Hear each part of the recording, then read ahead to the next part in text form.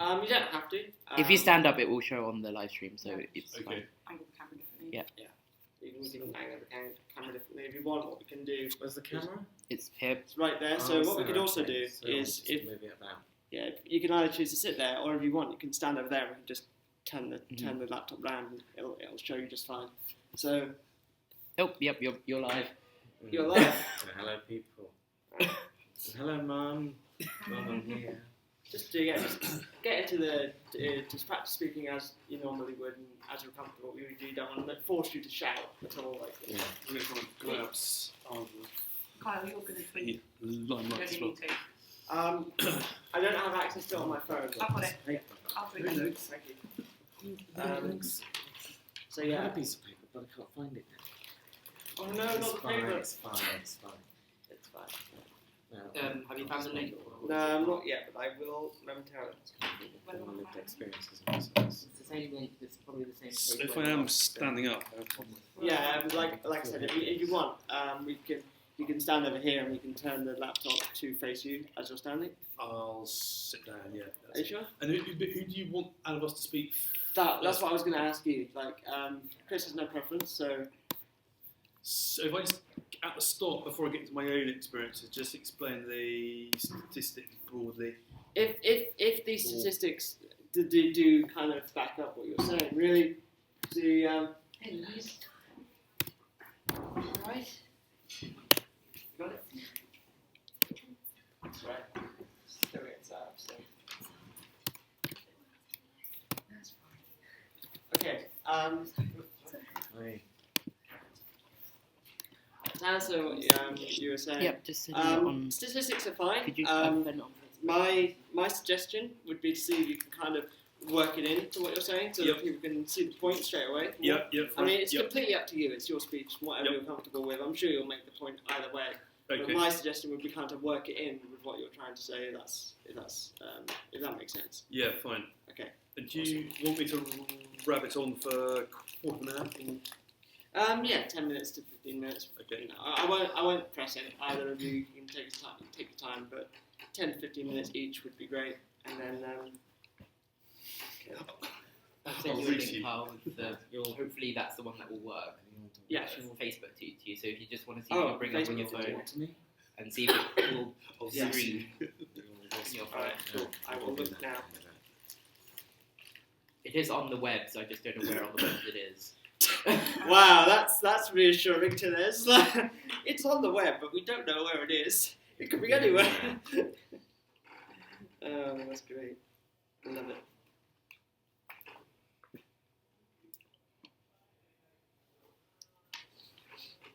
Okay, I'll put the time on again.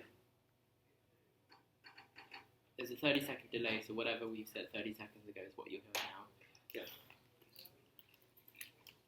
Yeah, no, it's fine. Okay, cool. So feel free to start Yeah. whenever. All right, cool. Okay. Intros and bios? Yes, I get to read your guys' bios. Let me just get them up. Just do it fine.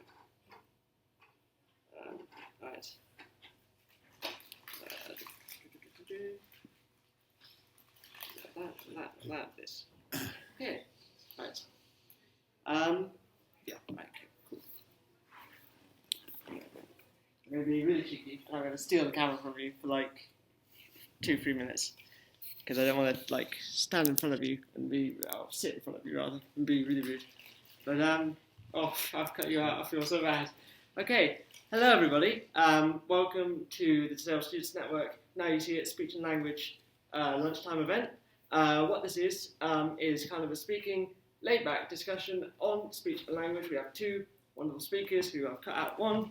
I'll push the camera back so you can see them. Ta-da! Two wonderful speakers today. We're going to speak about their experiences with stammering and how they have learned from those experiences and what they would say to you to learn from that. Just before we begin, however, as I said, this is being run by the Disabled Students Network. Just so you know, the Disabled Students Network is currently having its committee nominations for next year. Those close next Tuesday at 10 o'clock in the morning. You can find that on the UCLU website. It is also on our Facebook page, and we will probably tweet that. The link to that as well. If you'd like to put yourselves forward for one of our committee positions, I'd thoroughly recommend it. And yeah, you can find all the information there, and then the elections will be taking place in the week following, I believe. Yes. Okay, so with that said, we will now proceed on to the event. And with that, I will, if I can find the bios again. This is embarrassing. What we'll do is we'll start with one speaker, and then I will introduce the other speaker, and they will speak, and then we'll have a brief speaking time at the end to kind of close everything off. Now, if it would be very kind as to show me the bios, please, phone. There we go. All right. So, any preferences as to who speaks first? Well, Hello. yes. All right. Awesome. Right, I will move the camera back now, and then I will read you the first bio. Okay. So our first speaker today is Walter Scott. Walter Scott is a civil servant at the Ministry of Defence, where he is a specialist in corporate communications and organisational change. He has stammered since early childhood and throughout his career. In early 2014, he co-founded the Defence Stammering Step Network, DSN, I like how that has our acronym as well, with two soldiers. The network provides support for military personnel and MOD civil servants who stammer, promotes awareness and knowledge of the condition within defence and the military, and identifies ways of making recruitment and working life easier for those with the condition. Walter read business studies at Newcastle Business School from 1993 to 1997, where his teenage fear of public speaking soon morphed into a passion of public speaking. He was elected chairman of the Northumbria University Student Council in 1994 and non-sabbatical officer of the Students' Union in 1995. Last year, he featured in My War with Words, a TV documentary about stammering in the forces, and appeared on the BBC 5 Live with his DSN co-founder Jimmy Lang. We welcome Walter to speak. There you go. Thank you, Kyle. And you asked me to talk about my experiences as someone who stammers at university. And I got a bit freaked out when I realised that that was the requirement, because the truth is that actually stammering for the first time in my life when I got to university didn't really affect me at all, or it affected me occasionally. But compared to school, frankly, it was nirvana in comparative terms. And I'll just touch upon my time at school. So up until the age of about 8 or so, I was aware that I stammered, but I didn't ever really feel any pressure. I wasn't ever aware that there was any sort of stigma, and I can remember adults just gently encouraging me to take my time and to breathe and all of that. And then I went off to boarding school aged 8, and everything suddenly changed because I was out of the home environment, and I was up against staff who had an issue with the fact that I was getting increasingly blocked, and my speech was getting noticeably worse over my first couple of years at prep school. I then went on to a public school at the age of 13, and suddenly the academic pressure increased, and I realised on my first day at school that there was this system in place of going around the room and asking boys to read out of the textbook. And that, I think, is probably a fairly typical experience that most people who stammer will have found at school. Indeed. I think Chris is in agreement there. We used to go to chapel every day. There were 2 chapels. The one that I started out, there were 500 boys there in the morning, and I suddenly realised there was another system in place where boys were being picked out from random to read the lesson in chapel. So I lived out most of my time at school developing very, very complicated systems for avoiding being picked out to read out of the book or being picked to read the lesson in chapel. And I grew to understand that my stammer was a bad thing. Fluency good, disfluency not good. And I'm not going to go into specific examples, but I had some unpleasant instances in the classroom where I was being told to get the word out. Right? So not a particularly good start, I would say, to life for somebody who stammers, and I remember going for an audition for a play, and I've been told that I couldn't be in the play because of the risk that I might stammer.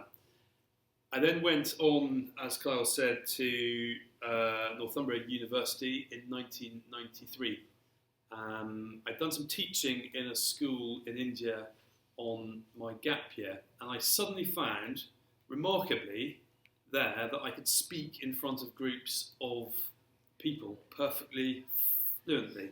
So when I got to university, having always been at school a boy who would sit at the back of the class and hide, I had this sort of new ego about speaking in front of groups of people. I would always be sat at the front of the lecture room. I would always hope to be picked out to give talks. I would always be the first person to put up my hand to ask questions.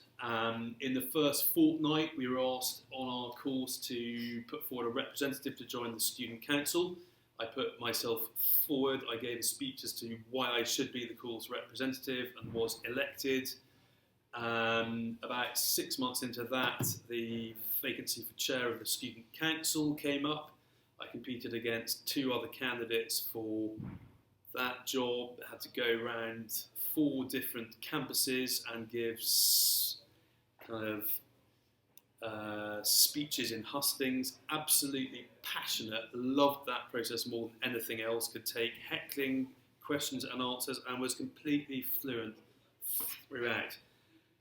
And I've often wondered, why was it the dynamics of what I was doing at university, learning, were exactly the same as the dynamics that were going on at school? You know, you're in a classroom, but I was passionate about talking at university and scared stiff of it at school. And I've spent the last, 18 or 19 years wondering why that was. And I find myself comparing the culture at a public school, very regimented, hierarchical, and predominantly my fellow pupils were white, male, and able-bodied.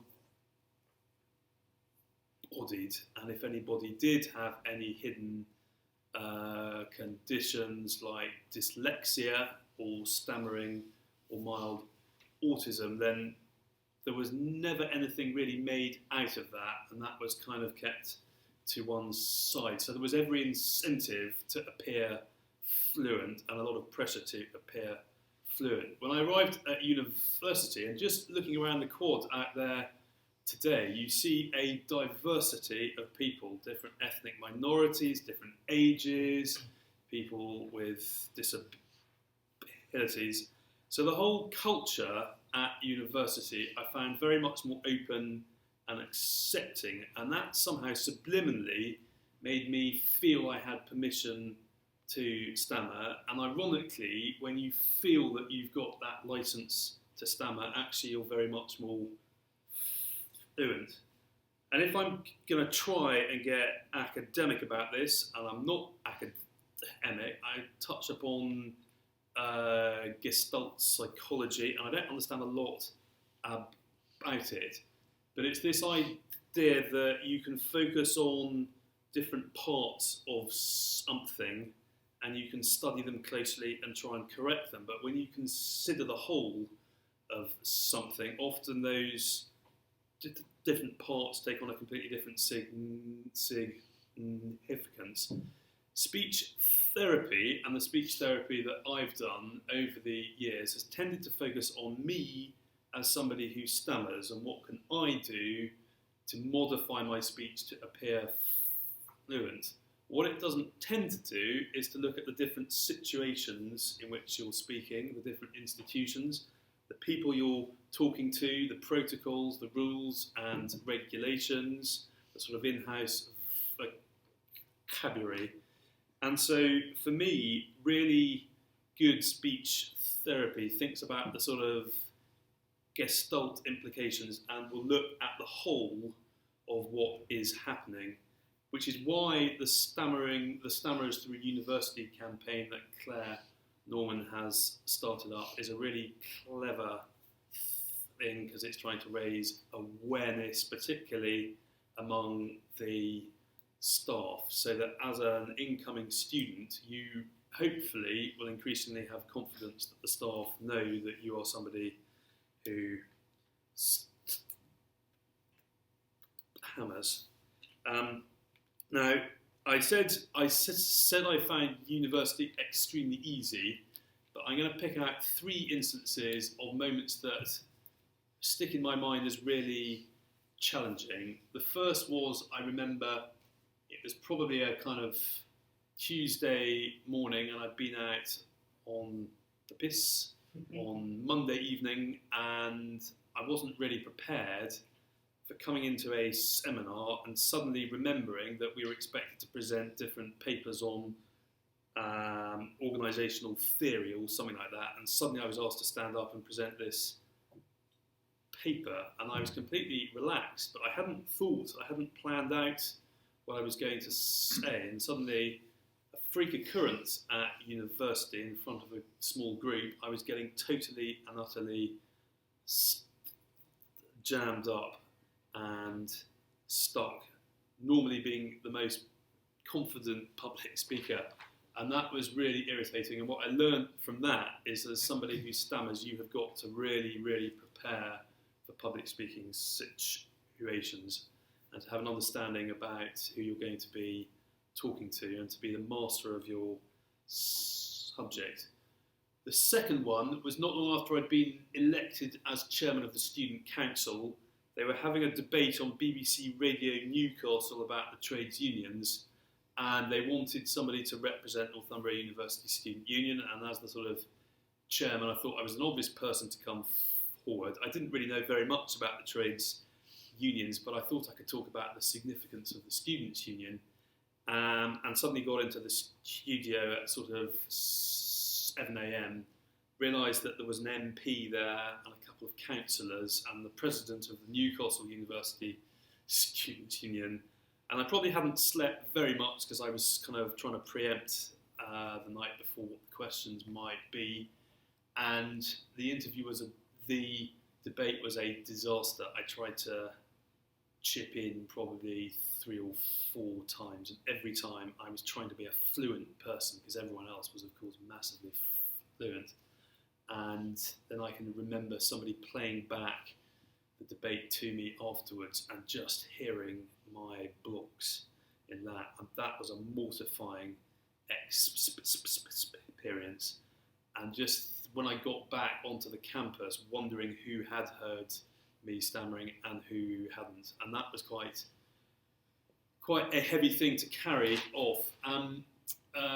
And then the third one was I applied for an industrial secondment with a quango up in the northeast of England, a quasi-autonomous non-governmental organisation that was responsible for trying to get students into schools with helping out with teaching, I think, or something like that. And people who were interested could go along for a session to talk to the people who were recruiting. And I was probably 20 at that stage. And again, I was the first person to put up my hand to ask a question. I remember probably getting slightly stuck. And then 2 days after that, my tutor back in the department called me into his office and said, "I'm sorry, but they can't offer you a secondment. You stammer, and they're concerned that that's going to be off-putting for the people you have to speak to." And I remember thinking, I'm kind of chairman of the Students' Union. I'm fluent. But that was the first inkling I got that an organisation, individuals might be okay about stammering, but in an organisation there is fear about how you're going to represent that organisation. And in that moment, actually, it linked me back to being aged 18 when I'd applied for an army scholarship. And pretty much the same thing had happened again. On that occasion, my housemaster at school called me into his office and said, "You can't go any further through the recruitment, the selection for the army scholarship because you stammer. No further explanation." So at about 20, I already had a pretty good idea that there were going to be organisations out there who wouldn't want to employ me because I hammered. That's quite a burdensome thing to be thinking about as you approach your finals and you're starting to think about career options. And what would have been helpful back then would have been to be part of a network of other students who stammered on the campus, because it strikes me I went through 3-4 years as a student and was never aware of any other student. There must have been 15,000 students at Northumbria University. I never came across anybody else who hammered. There would undoubtedly have been lots of other students there, but I didn't know who they were. So that is another strength, I think, potentially of the campaign that Claire has started up under Stark, is the potential for students to form networks with other students. And you can then begin to compare notes on your experiences, and you can begin to talk and compare notes about where you're planning for the future. As it was, I went through my whole time never really thinking very hard about stammering, never planning for the future, never trying to get advice on how I might approach graduate recruitment and interviews, and not really thinking about the practicalities that when I graduated I would be competing against other graduates for the same jobs. They would be fluent, I would not be fluent. In those interviews, the most important dynamic going on is speech, isn't it? Because that's how you're projecting yourself and showcasing what you're able to do. But as I was taking my finals, I began thinking about that, and that was when the panic really properly set in. And not without quite good reason, I might add, because after graduating, I thought I was going to try and get into financial services because I'd specialised in finance towards the end, and I had 1 or 2 interviews with providers of financial services. I won't name who they were, and I was openly rejected. They were quite open, we're not going to employ you because you stammer. Now that was 1997, so only 2 years after the Disability Discrimination Act had come in, and it probably hadn't bedded down at that stage the idea that they were actually breaking the law and that there were better ways of handling it. I gave up the idea of financial services, and it took me until my sort of 28 before I thought the public sector would probably be a more comfortable place to work. And I've been extremely fortunate at the Ministry of Defence over the last 30 years or so, and been promoted 3 times now. But it would have been useful to have a much better sense when I was starting out, understanding the dynamics of interviews, understanding the stigma of stammering. Why is it that people don't like the sound of stammering? Why can't organisations trust a potential employee who stammers? And it would have been really, really helpful to have some kind of advice on that. We're in a very different position now in 2016 than in 1997. The Equalities Act is properly understood by all the big employers, and I suspect employers generally. On stammering specifically, I think of all the sort of protected characteristics, we probably lag behind, and there will be various reasons for that. But the fact that we have got the Stammerers Through University campaign, that's a great starter, and that I hope will grow and flourish.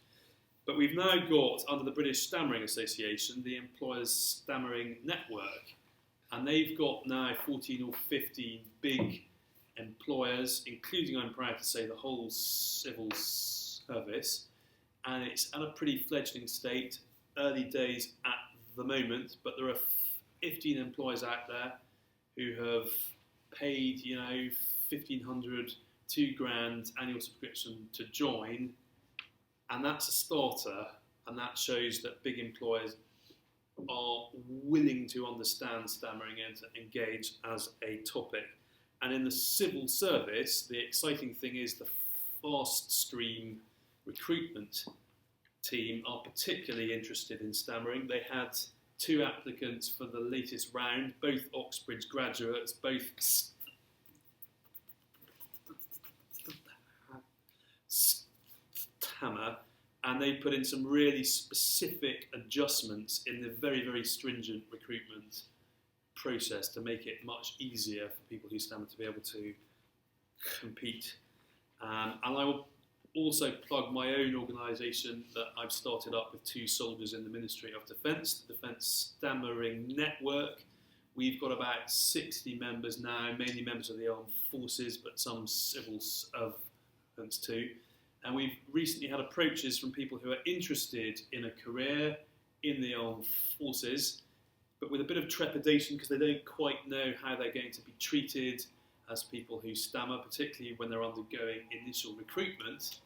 And we're able to say, we've got your name, they come to us, they join us on Facebook, and then we can get in touch with whichever bit of the organisation is going to be assessing them and let them know this is somebody who stammers, and say if you want more information you can go to the British Stammering Association.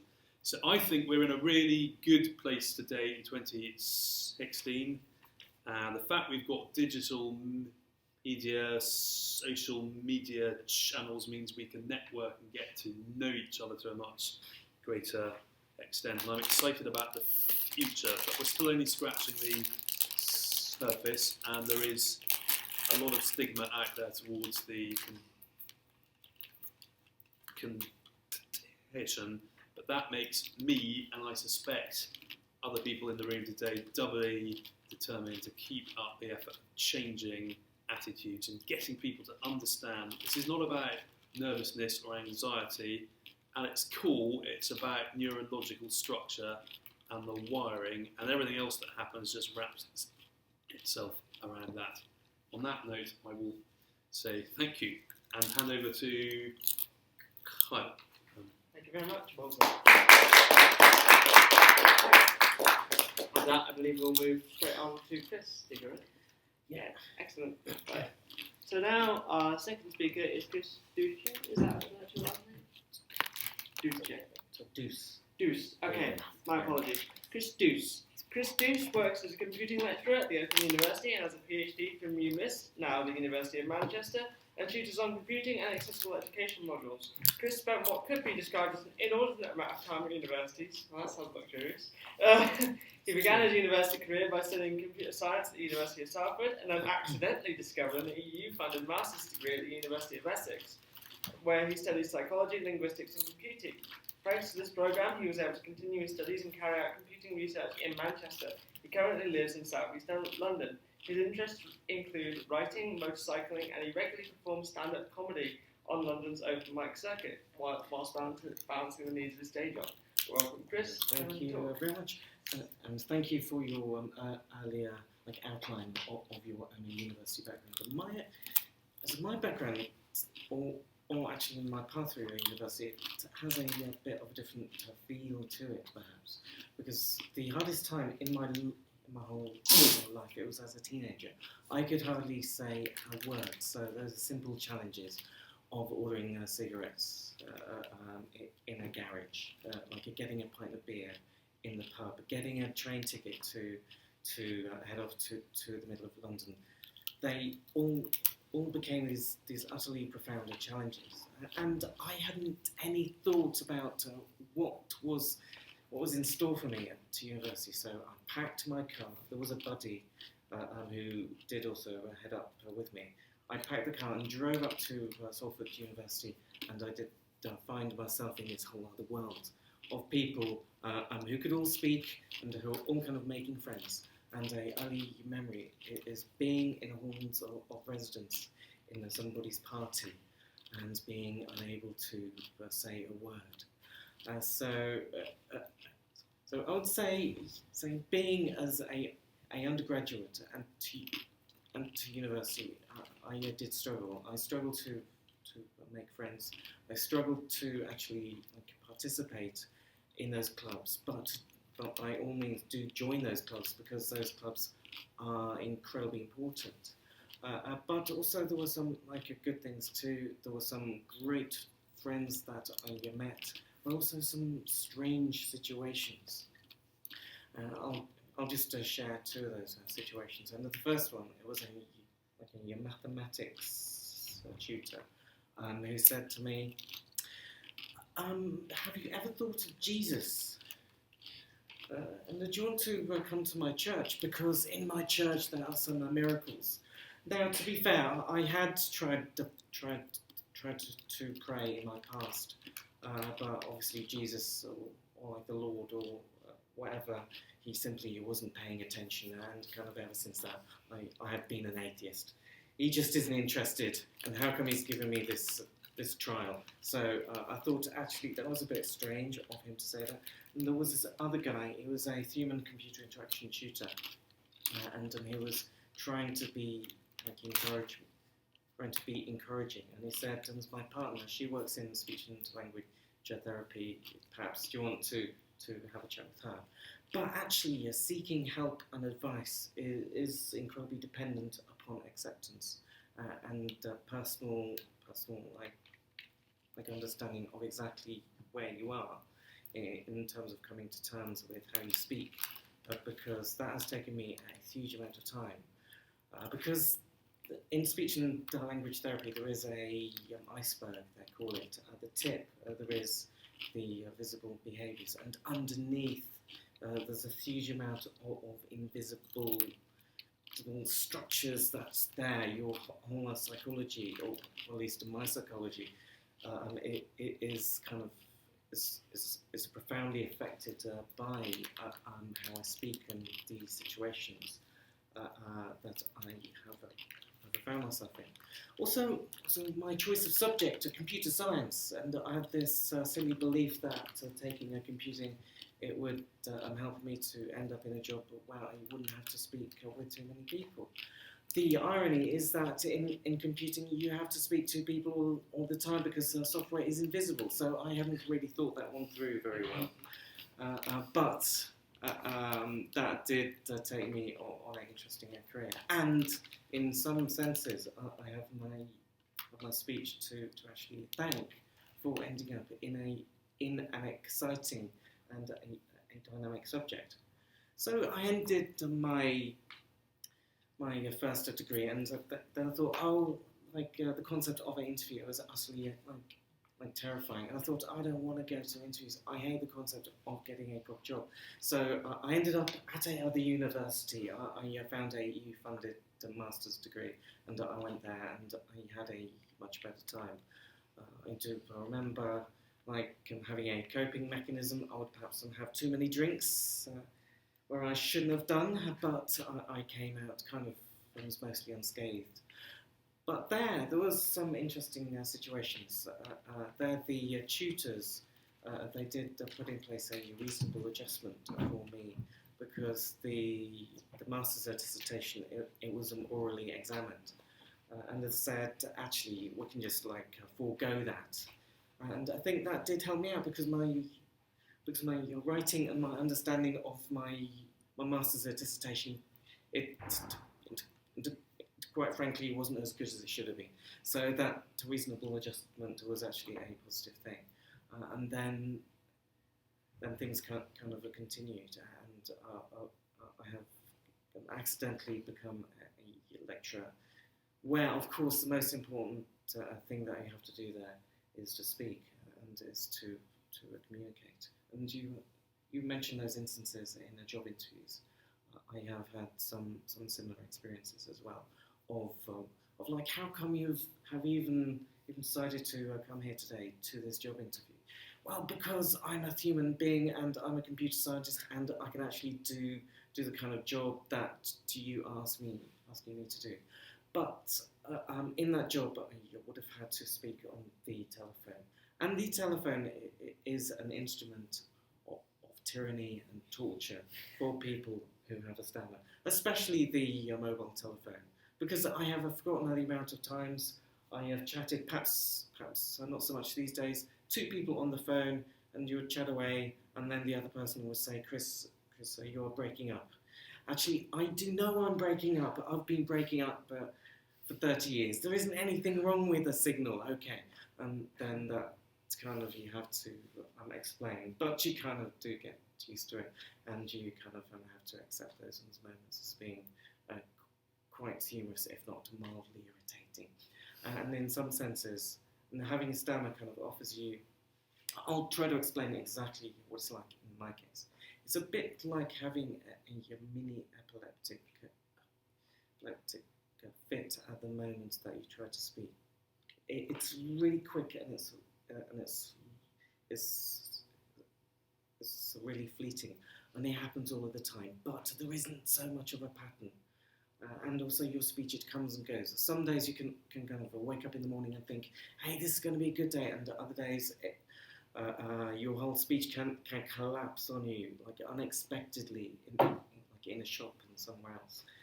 So it kind of ebbs and flows, and it changes, and that ultimately, I think, it gives us character, doesn't it, Walter? It gives us character. I think you're right. And a certain degree of determination and grit to actually crack on through the day.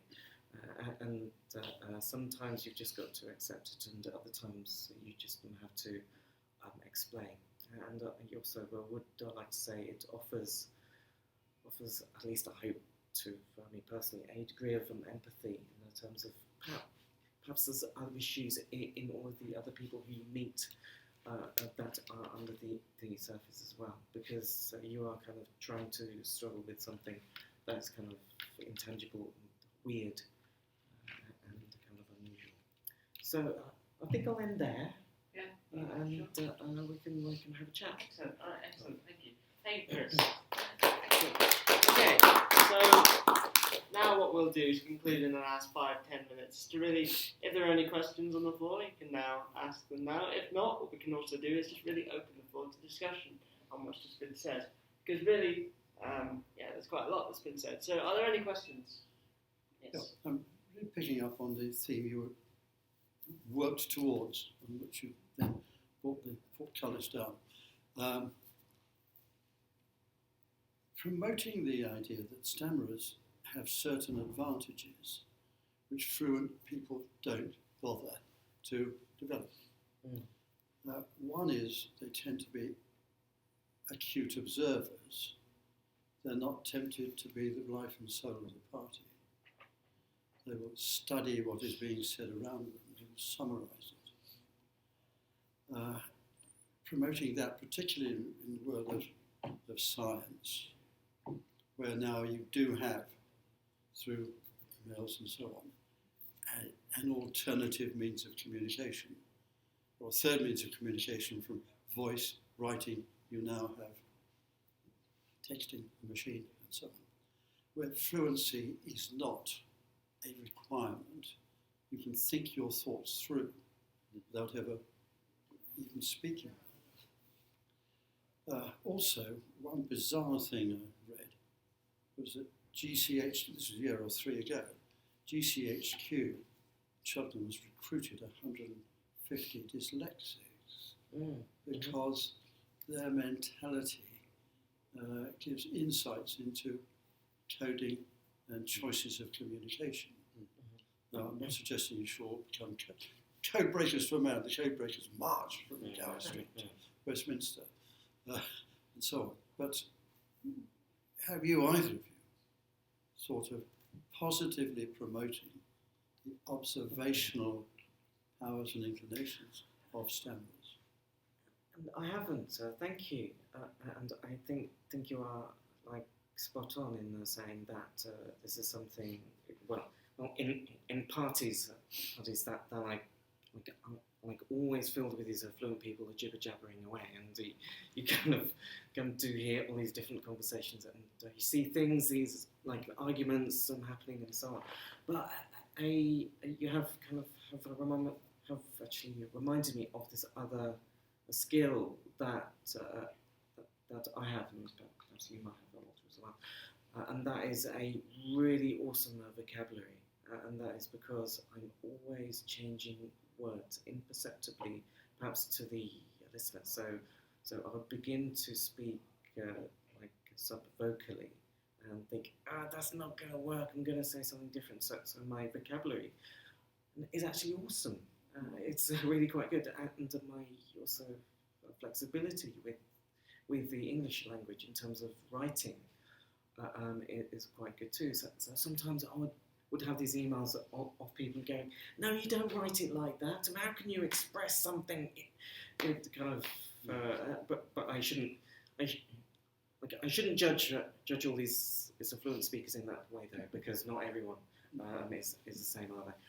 But that's my point. So and thank you for mentioning this, because there are these other skills. There's no point in being a glib, fluent statistician.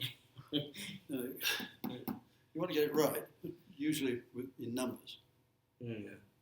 I therefore steer stammerers, particularly those with mathematical ability, in direction of that type of employment. And you're never going to make them into newsreaders. But I mean, to continue your theme of kind of compensating strengths or things that you develop in lieu of fluent speech, I'm inclined to agree about listening and observing. Funnily enough, I'm not sure that I personally am necessarily an acutely good listener as a result of stammering, but what I know I do is if I'm going to have to speak on something, I really obsess about understanding the technical detail and really trying to internalise the subject matter as much as I possibly can, because I find having to ad lib on something that I have only a sketchy understanding of almost impossible, and I think there must be something about the neural process of producing speech there. So one compensating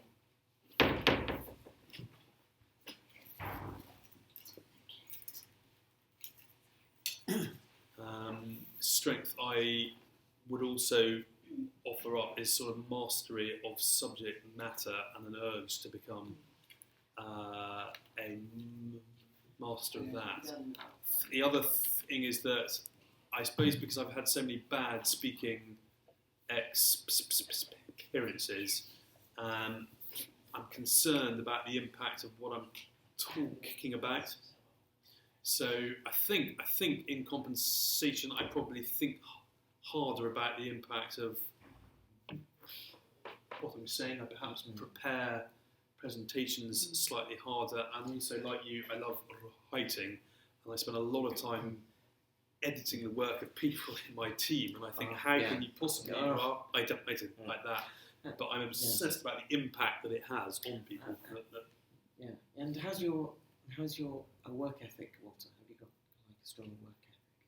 I think I probably do. Yeah, me too. Me too. like an incredibly strong work ethic, and I think that is because of the tyranny of job interviews and having to endure them.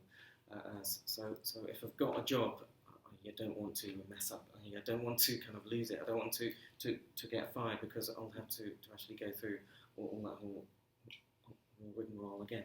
So I do the best in the job. Now, that could be argued that it's kind of a neurotic approach to kind of have a career, but it also has been one that has been quite positive in my side, and by the sound of it, in your perspective as well. I think so, yeah. And I also, I kind of strive to get to know people quite well and to establish a rapport. I mean, I work in a big organisation. I've arguably got in the MOD and the Armed Forces 240,000 colleagues, so I'm continually phoning up and speaking to people for the first time pretty much every day.